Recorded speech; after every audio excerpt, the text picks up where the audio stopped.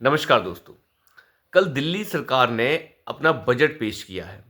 भाजपा की बनी हुई नई सरकार बजट पेश करती है, लेकिन उससे ठीक पहले दिल्ली ट्रांसपोर्ट कॉरपोरेशन के बारे में कैग रिपोर्ट सामने रखी जाती है। दिल्ली ट्रांसपोर्ट कॉरपोरेशन की कैग रिपोर्ट में यह साफ है कि कैसे अरविंद केजरीवाल ने उसका भट्ठा बिठाया है, कैसे दीमक की तरह चाट गया ये व्यक्ति। और ये साफ दिखता है कि दिल्ली ट्रांसपोर्ट कॉरपोरेशन को इतना बड़ा घाटा कैसे हुआ।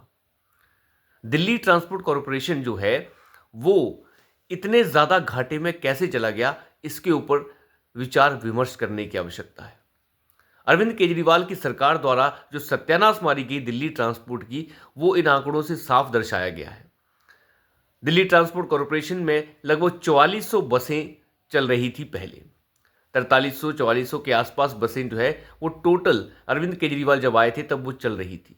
लेकिन जब केजरीवाल छोड़ कर गए तो उन बसों का आंकड़ा 3900 रह गया था। 400 बसों का जो डिफरेंस था वो देखने को मिल रहा है कैग रिपोर्ट के अंदर। यानी नई बसेस तो कभी ऐड कर ही नहीं पाए, कुछ भी नया ऐड नहीं कर पाए।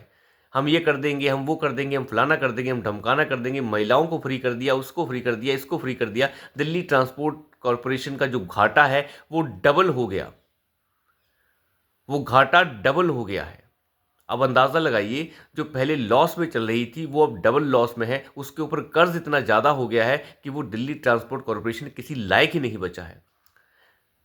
लेकिन भाजपा की नई सरकार ने अरविंद केजरीवाल के मुंह पर तमाचा जड़ते हुए ये बताया है कि इस बार दिल्ली सरकार का बजट 1 लाख करोड़ रुपए का होगा।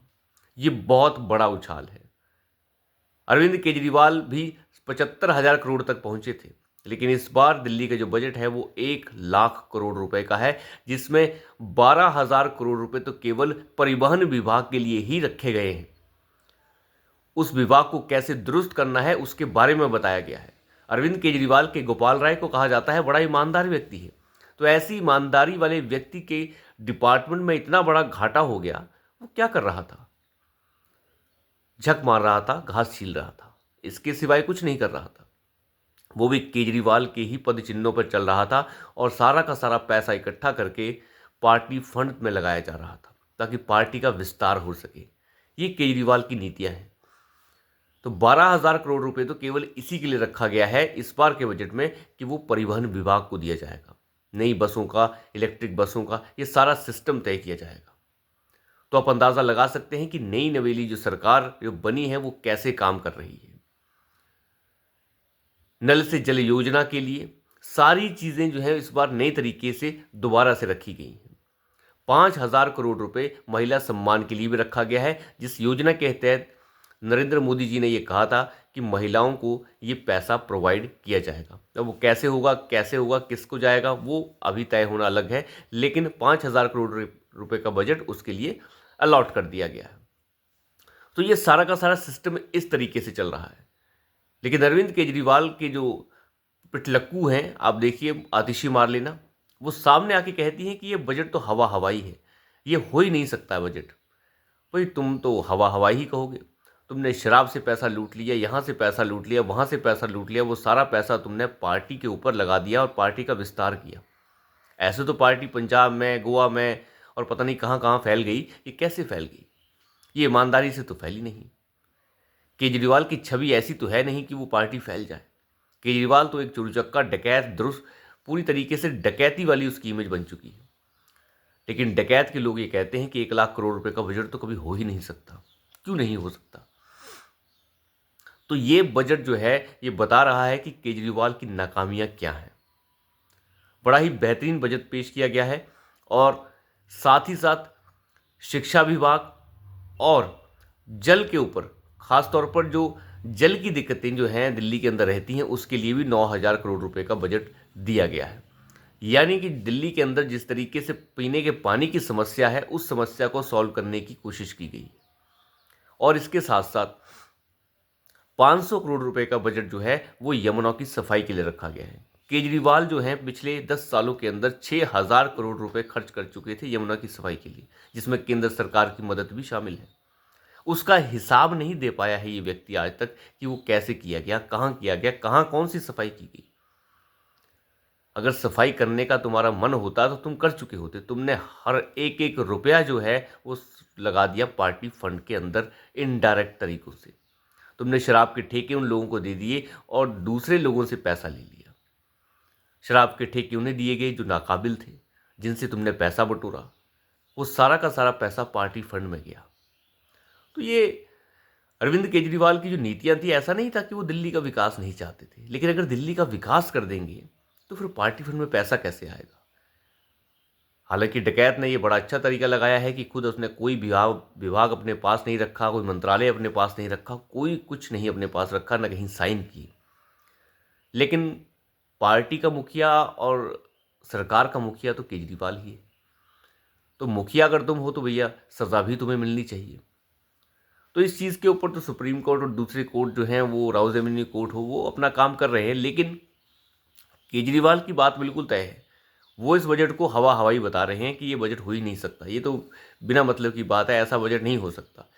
स्पेशली आप वो ध्यान देखिए, जो आपके होमगार्ड्स हैं, होमगार्ड्स की संख्या को भी 14,000 से 25,000 किया जा रहा है। जिसे ये कहते हैं रोजगार नहीं, ये नहीं, दे दिया रोजगार।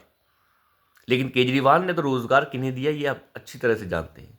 केजरीवाल सरकार ने जितनी ज़्यादा नौकरियां बांटी है, वो ज़्यादातर नौकरियां अपने ही कार्यकर्ताओं को दे डाली।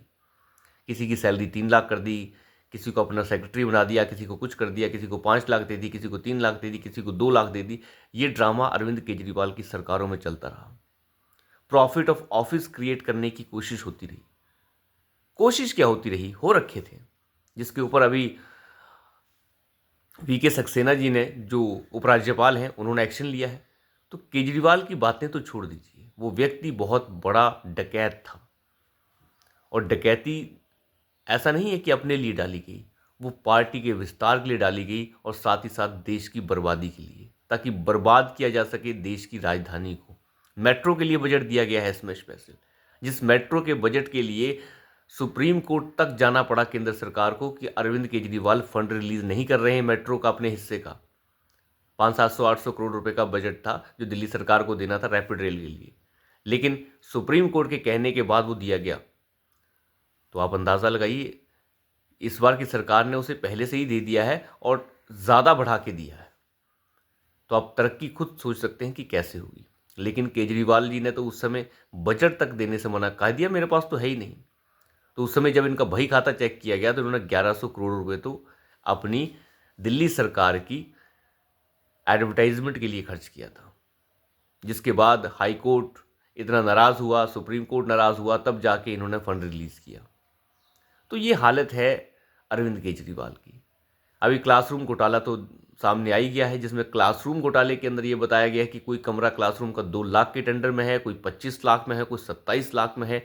मनमाने ढंग से जो है रेट्स को ऊपर नीचे किया गया है। इस व्यक्ति ने अब संविधान को तार तार किया, और ये तार तार होता संविधान जो है वो किसी विपक्षी दल को नहीं दिख रहा था। लेकिन अब अंत तो हो ही गया है, जनता तो जनार्दन है, तो सब देखती है, सबको मौका देती है, अच्छे से मौका देती है। 5 साल मौका दिया, नहीं 5 साल और मौका दिया, लेकिन उससे ज़्यादा नहीं। तो अभी के लिए इतना ही, धन्यवाद।